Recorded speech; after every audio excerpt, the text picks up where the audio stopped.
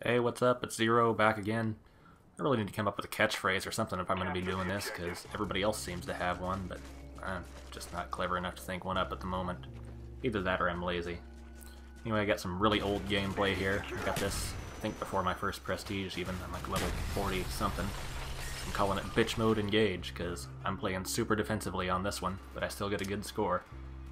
My goal is kind of to show that, you don't have to be out there being a hero, rushing up to the front line, taking everybody out all the time. When you're playing objective-based games, you need somebody in the back, somebody watching over objectives, somebody making sure the enemy doesn't come around from behind and take things. And for that, you need a defensive player. So, right here, I'm, doing my usual thing, and you'll see how I play really defensively. Now, the bad thing is, this is a really old video, and the maps were relatively new. Everybody was relatively new to the game at the time that I recorded this. So a lot of the places that I'm setting and a lot of the things I do won't even work these days. Damn it, I hate lightweight. That guy just reminds me how much I hate it. But, yeah, I came up here. At first, I tried to keep him from coming straight into B, or from going back behind the trailer and looping around behind us. On firing range, that's kind of key. You want to control this whole area here, and keep him pinned back in the corner of C, and back down in the, firing range area down. I don't know what you call it, but it's that area down there. And if you can keep him there, you pretty much own the game. Nice guy blowing himself up with a RCXD right there. He must have been brand new. So I saw that they were coming around behind this trailer, so I'm trying to make my way back there, but my teammate took care of that, and wouldn't you know, I get spawned behind, and hey, now we're getting dominated. So obviously I wasn't doing my job that good. So I'm coming up to A here, and I know there's a guy coming, and I know there's a guy up top overlooking, so I just sit here and wait. There's no sense in running up to the flag trying to be a hero. And eventually, they make themselves known, I take them out, and then I'm free to go and cap the flag with my friend here coming. Well, not really my friend, just figure of speech, he's some random guy. And since they pulled the 3 flag cap, it left them 2 spread out. So now we were able to pull off the triple cap. But anyway, here I'm just setting up, getting ready to go. Popped up my UAV, throwing down the motion detector, and here comes a guy right there. So it's already paid off. Well, I think that was more the UAV than the motion detector. But anyway, now that I got that up, I'm just going to head in here and try to defend A and B the best I can. Sometimes this still works, but most of the time these days everybody kind of knows the places, knows the maps a lot better, so it doesn't really work all that much anymore. So, that's really all about the gameplay that there is. I don't have to describe it, you can pretty much see what I'm doing. So, now just on to some other topic.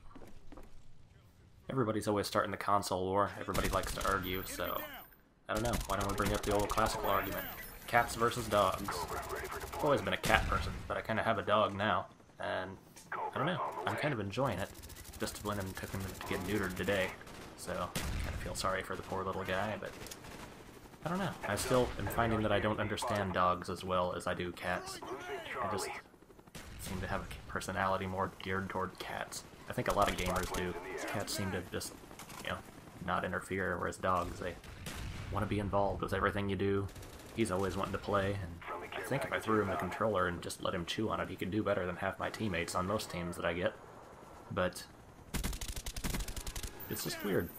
I've never really even thought about having a dog, but now I have one, and I can't really think what I'd do without him around. He keeps me good company, and he's kind of fun. Makes me get outside instead of just sit on the couch all day.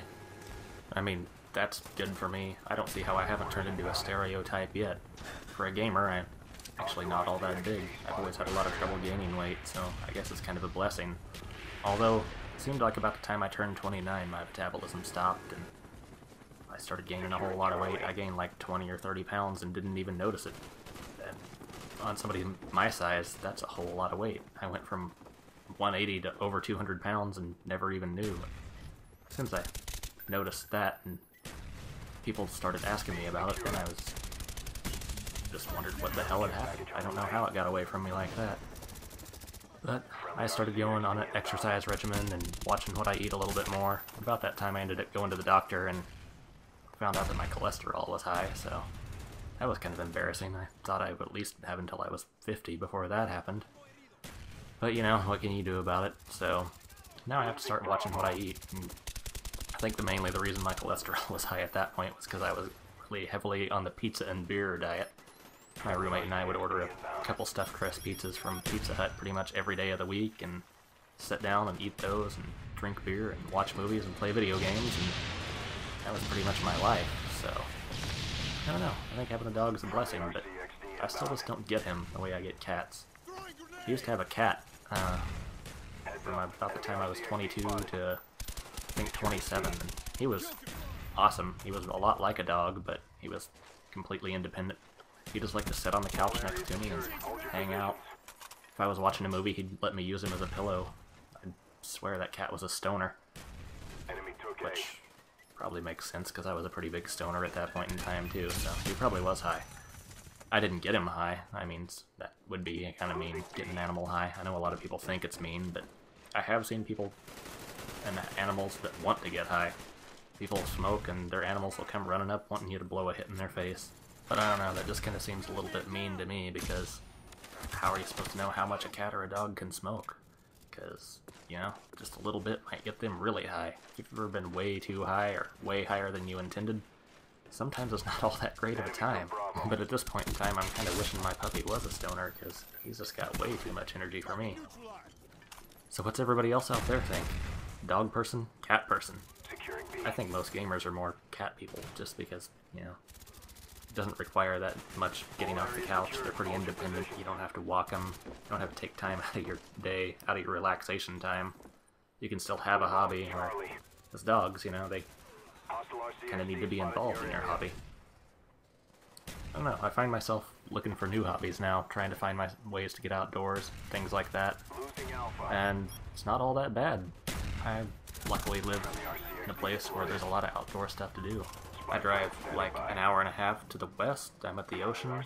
I drive about an hour and a half east, there's a mountain I can go snowboarding on pretty much year round. Just to the south, there's the wine country. I can go out there and go wine tasting, which is really lame, but sometimes it's fun. And a lot of times you just get pretty smashed for free or relatively cheap, so can't argue with that. Up to the north and all around, even in the city, there's all sorts of hiking trails, outdoors places, and everything else like that. That guy there totally should have had me. And he should have had me again here. But I'll take it, because, you know, sometimes it's better to have luck than skill. Sometimes you just get lucky, so can't argue with that. I just don't know what my team's doing here. I'm pretty much keeping everyone off A and B by myself. I don't know where they're at.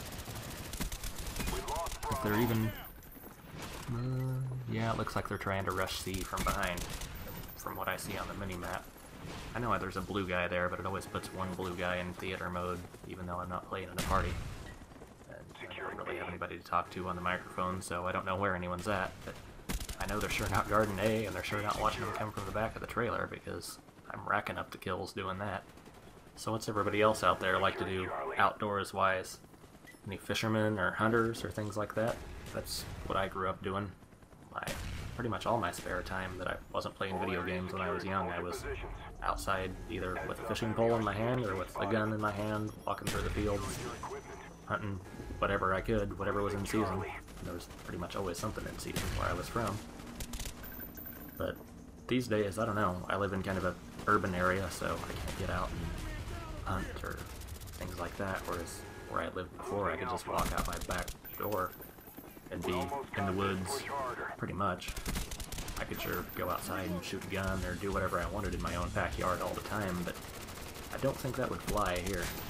I think the cops would be here within probably a minute or two.